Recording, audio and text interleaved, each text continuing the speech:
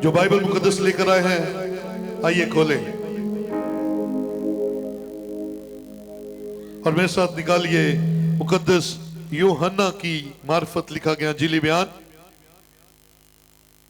उसका पहला बाब और 14वीं आयत से सुनिएगा। और अब हम किसी किस्म की कोई बदमजगी चहल पहल नहीं करेंगे, अपनी जगहों पर आराम से बैठकर खुदा का कलाम सुनेंगे। आमीन।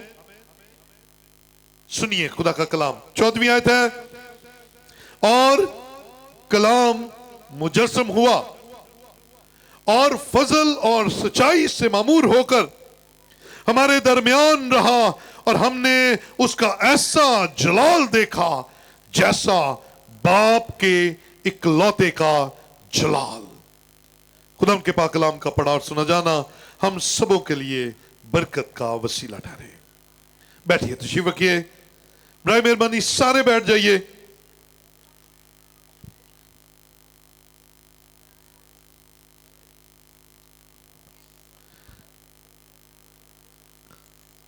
हमेशा अपने चर्च में कलाम शुरू करने से पहले यह खुशखबरी सुनाता हूं कि हम सब जिंदा हैं और खुदा की हुजूरी में हैं, इसलिए मुबारक है। हालेलुया। याद रखें, ये दिन, ये त्योहार, ये खुदा की मर्जी के बगैर हम नहीं देख सकते। सो उसकी शुक्रगुजारी हो कि उसने हमें एक साल बाद फिर इकट्ठा किया ताकि हम यीशु मसीह की पैदाइश का महीना सेलिब्रेट कर सकें। आमीन।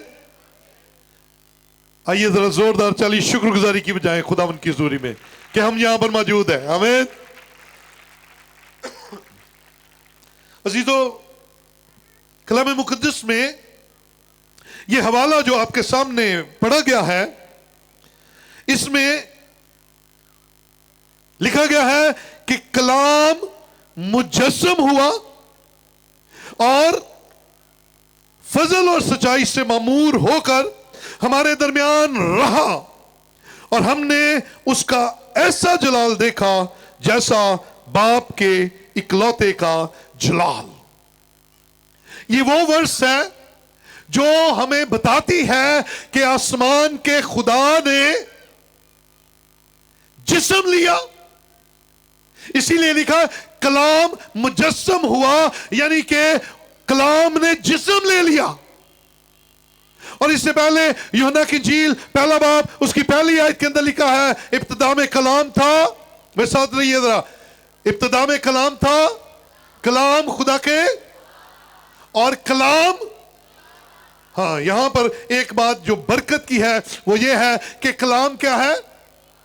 हाँ, इस बात को समझ लीजिए, इब्तिदा में कलाम था, कलाम खुदा के साथ था, और कलाम ही खुदा था।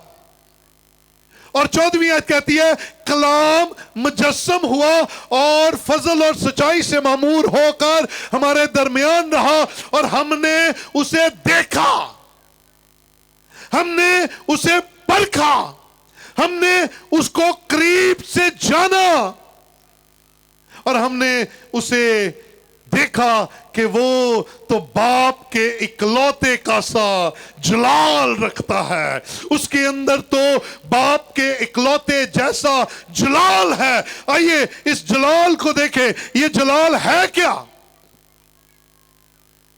अंग्रेजी में इसे ग्लोरी कहते हैं, और जलाल के उर्दू मानी है अजमत, शानो शौकत, रौब और ताकत। याद रखिए, कलाम मुजस्सम हुआ और हमारे दरमियान रहा, और हमने उसे करीब से जाना, और जब उसे जाना तो पता चला ये तो बाप के जलाल का बेटा है।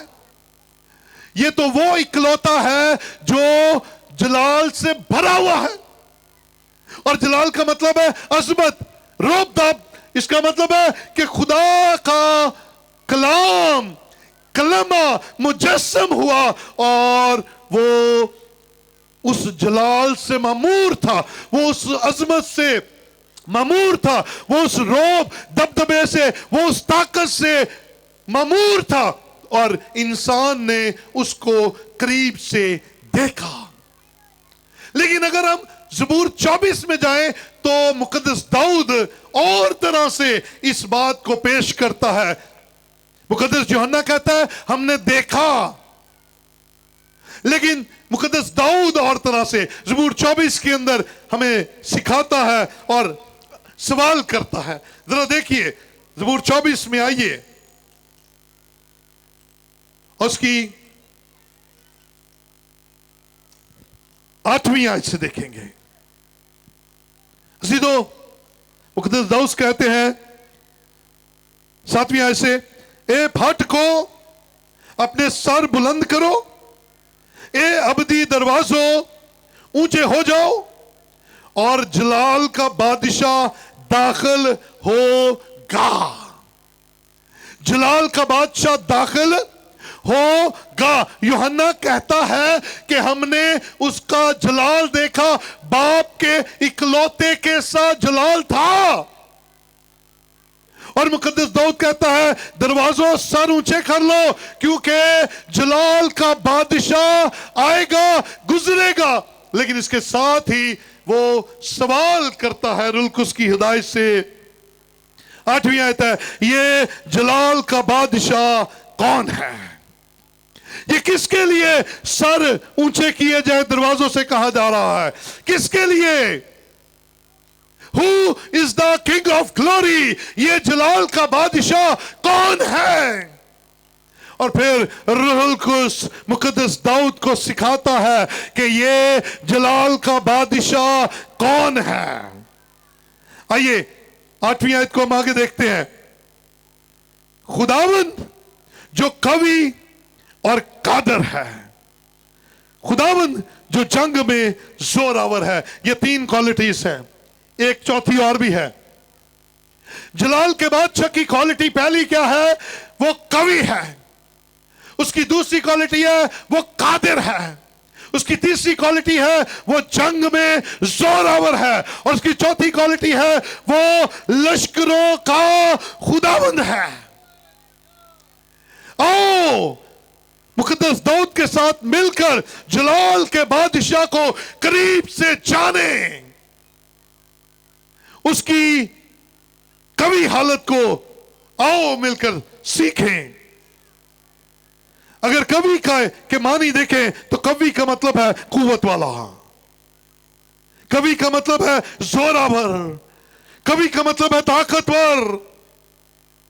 और हमने खुदा से ये मंसूब बात कर रखी है कि आसमान और जमीन पर कोई ऐसा काम नहीं है जो खुदा नहीं कर सकता, जो खुदा के इख्तियार में नहीं है, क्योंकि वो कवि है, क्योंकि वो कुदरत वाला है, क्योंकि वो आसमान और जमीन को तख्लीक करने वाला है। इसलिए मेरे अजीजों, आसमान और जमीन उसके हाथ की कारीगरी है।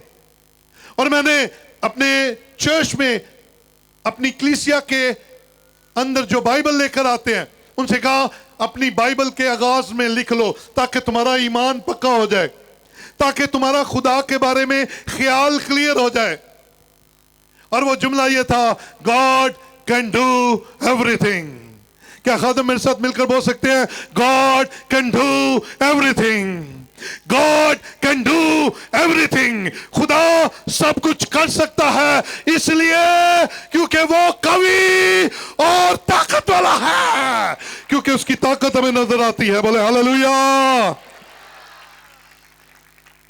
उसकी ताकत हमें इस्राएलियों ने अपनी आंखों से देखी। मिस्र से निकले, आगे कुलजम आ गया, पीछे फरौन की फौजें, आगे कुलजम, दरमियान में बनी इस्राएल और लीडर है उनका मूसा।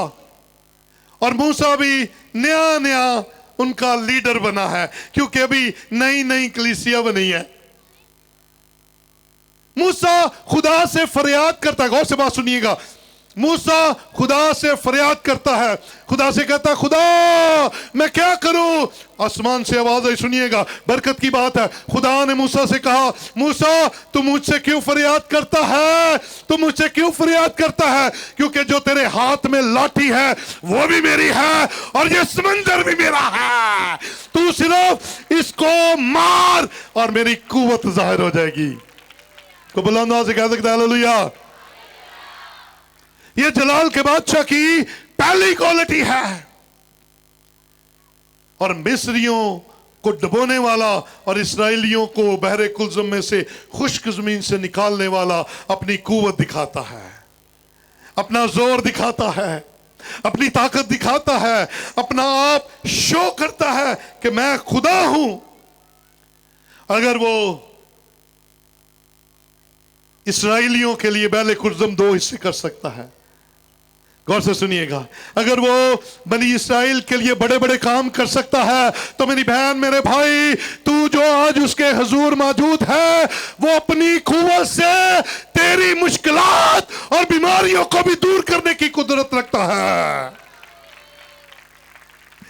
हालेलुया। क्योंकि वो कुव्वत वाला खुदा है, क्योंकि वो कवि खुदा है, और वो अपनी कुव्वत अपने लोगों के लिए पॉजिटिव और अपनी कुव्वत दुश्मनों के लिए नेगेटिव इस्तेमाल करता है। क्योंकि वो दुश्मनों को ज़ेर करने की कुदरत रखता है और अपने लोगों को डूबते को निकालने की कुदरत रखता है। हालेलुया। क्योंकि वो कवि है। और फिर दूसरी क्वालिटी क्या है? वो कादिर है, यानी कि कुदरत वाला है। और ज़बूर 24 की पहली आयत क्या है? जमीन और उसकी मामूरी खुदावंद की है, जहान और उसके बाद शंदे भी। जमीन और उसकी सारी मामूरी, जमीन के ऊपर जो कुछ है वो खुदा का है, वो कादिर खुदा का है, वो कुदरत वाले खुदा की मलकियत है, वो कुदरत वाले खुदा के हाथ की कारागरी है। सो मेरे अजीजों, ये उसकी कुव्वत है ना। आगे चलें जरा देखें, दूसरी आयत है, क्योंकि उसने समंदरों पर उसकी बुनियाद रखी और सैलाबों पर उसे कायम किया। ये उसकी कुदरत है। ये जलाल के बादशाह की कुदरत है। पहली कि वो कवि है और दूसरा वो कादिर है, कुदरत वाला है। और देखिए लिखा है, उसने जमीन जिसका वो मालिक है उसको समंदरों पर रखा है। हालेलुया। हम पानी के अंदर एक तिनका नहीं तरा सकते, पत्थर नहीं तरा सकते, हम पानी के ऊपर कुछ तरा नहीं सकते, लोहा नहीं तरा सकते, हम कोई मिट्टी नहीं तरा सकते। लेकिन आपका खुदा जो कुदरत वाला है, आपका खुदा जो कादिर मुतलिक है, आपका खुदा जिसकी आप इबादत करते हैं, जिसकी आप पूजा करते हैं, जिसको आप मुबारक कहते हैं, जिसकी बर्थडे का महीना सेलिब्रेट करने के लिए आए हैं, उसने इस जमीन को पानी के ऊपर रखा और पानी इसे डुबोता नहीं है। बोले हालेलुया। आपको पता आपकी जमीन पानी के ऊपर है। पानी का बोर करें तो कभी देखा है आपके घरों में बोर हुए हैं, पहले क्या निकलता है? मिट्टी। फिर क्या निकलता है? और मिट्टी। फिर क्या निकलता है? रेत। और उसके बाद क्या निकलता है? जरा ऊंची आवाज में, क्या निकलता है? खारा। फिर थोड़ा और नीचे जाएं तो क्या निकलता है? पानी, मीठा पानी। 250-300 फुट जब नीचे जाते हैं तो नीचे से क्या निकलता है? जरा अपनी सोच को थोड़ा सा ऐसे करके देखें, नीचे से पानी नहीं निकल रहा, आपकी जमीन पानी के ऊपर है और ये डूबती नहीं है, इसलिए क्योंकि कादिर मुतलिक खुदा ने इसे पानियों पर रखा है और ये कायम है। कवि है जलाल का बादशाह, कवि है जलाल का बादशाह, कादिर है। खुदा का एक और बड़ा जबरदस्त बाबरकत काम देखिए, उसकी सिफ्त है कादिर मुतलिक। उसने देखे कैसा कमाल किया है। ये आप टेंट देख रहे हैं, ये टेंट अगर ये पिलर निकाल दिए जाए तो क्या होगा? टेंट गिर जाएगा। आपके घर की छत अगर दीवारें पिलर ना हो तो क्या होगा? हमारे 3 मरले 4 मरले 5 मरले का घर है और हमें वक्त डाला होता है, बीच में इधरों काट लो, इधर पा दो, ताकि छत मजबूत होनी चाहिए। ऐसे ही है जी, अब मेरे साथ है, हालेलुया। छत की होनी चाहिए, मजबूत होनी चाहिए। लेकिन कादर मुतलिक खुदा की कुदरत को देखिएगा जरा। आसमान जो नीला है वो जमीन के ऊपर फैला हुआ है। पाकिस्तान के ऊपर भी वही आसमान है, अमेरिका के अंदर भी वही आसमान है, अफ्रीका के अंदर भी वही आसमान है। नीला आसमान पूरी दुनिया के ऊपर है और खुदा ने उसके नीचे एक भी पिलर नहीं दिया। आपकी तालियां बजाएंगी, आपको कितनी बरकत मिली है।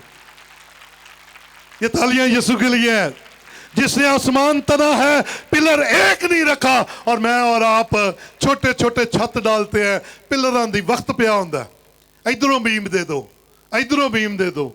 छत मजबूत होनी चाहिए।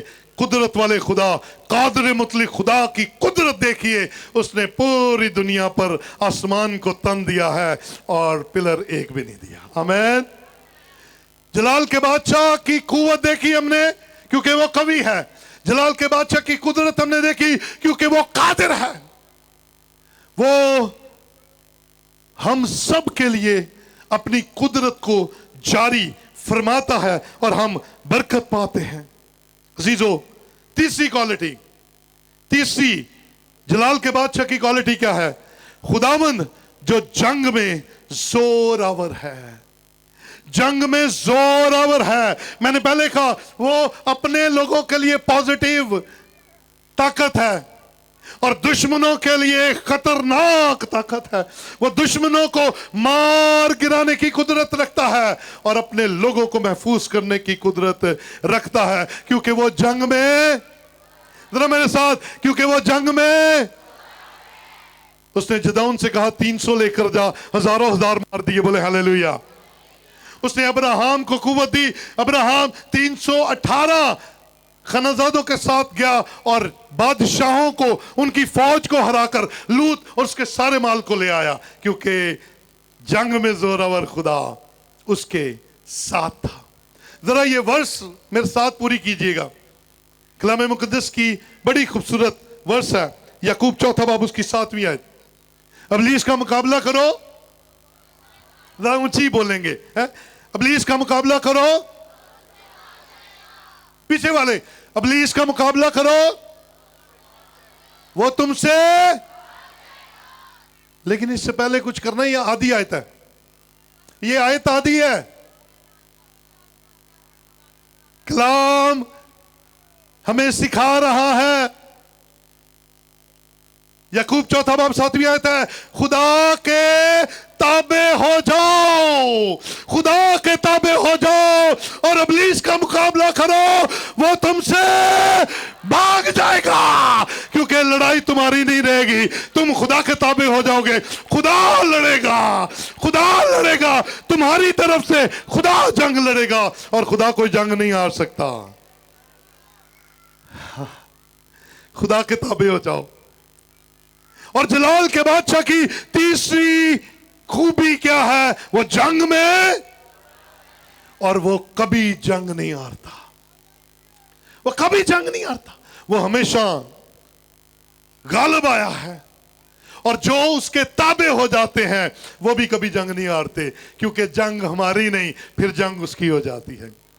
तो आप लड़न की कोशिश ना करया करो, क्योंकि हम इब्लीस से डायरेक्ट होने की कोशिश करते हैं, हम इब्लीस के साथ डायरेक्ट लड़ने की कोशिश करते हैं, अपने रोजों पर तकिया करते हैं, अपनी दुआओं पर तकिया करते हैं। लेकिन इन सारी बातों के साथ साथ अपने आप को उसके ताबे कर दो, क्योंकि जंग फिर तुम्हारी नहीं रहेगी, फिर जंग तुम्हारी खातिर आसमान का खुदा लड़ेगा और फिर जलाल का बादशाह गालिब आएगा, बरकत आएगी। हालेलुया। और चौथी क्वालिटी क्या है? लश्करों का खुदा है जी, लश्करों का खुदा है। जलाल का बादशाह लश्करों का खुदा है। और याद रखें, ये लश्करों के खुदा ने अपने अजीम हाथ को बढ़ाया। याकूब 70 जाने लेकर मिस्र में जाता है और जब निकलते हैं वो 6 लाख मर्द, औरतों और बच्चों को निकाल कर हो जाते हैं। बोले हालेलुया। क्योंकि वो लश्करों का खुदा है। और फिर सिर्फ लश्करों का खुदा नहीं है, वो लश्करों की हिफाजत करना भी जानता है। जब तक इस्राएली बियाबान में रहे, छत पर क्या था? खुदा का आसमान, और आगे आगे क्या था? खुदा का आग का सतून। छोड़ता नहीं है।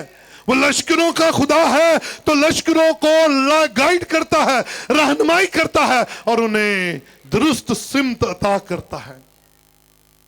अब यही जलाल का बादशाह जो ज़बूर 24 में हमने देखा, कवि है, कादर है, जंग में जोरावर है, और चौथा लश्करों का खुदा है। और हमने आगाज में क्या वर्ष पढ़ी? कलाम मुजस्सम हुआ और सच्चाई से मामूर, फजल से मामूर होकर हमारे दरमियान रहा। हमने कैसा जलाल देखा? जैसा बाप के। हमने कैसा जलाल देखा? जैसा बाप के इकलौते का जलाल होता है। और अगर आप जंग में जोरावर खुदा को देखना चाहते हैं, कवि और कुदरत खुदा वाले खुदा को देखना चाहते हैं, तो याद रखिए वही मरियम के घर पैदा हुआ था, वही मरियम के घर पैदा हुआ था।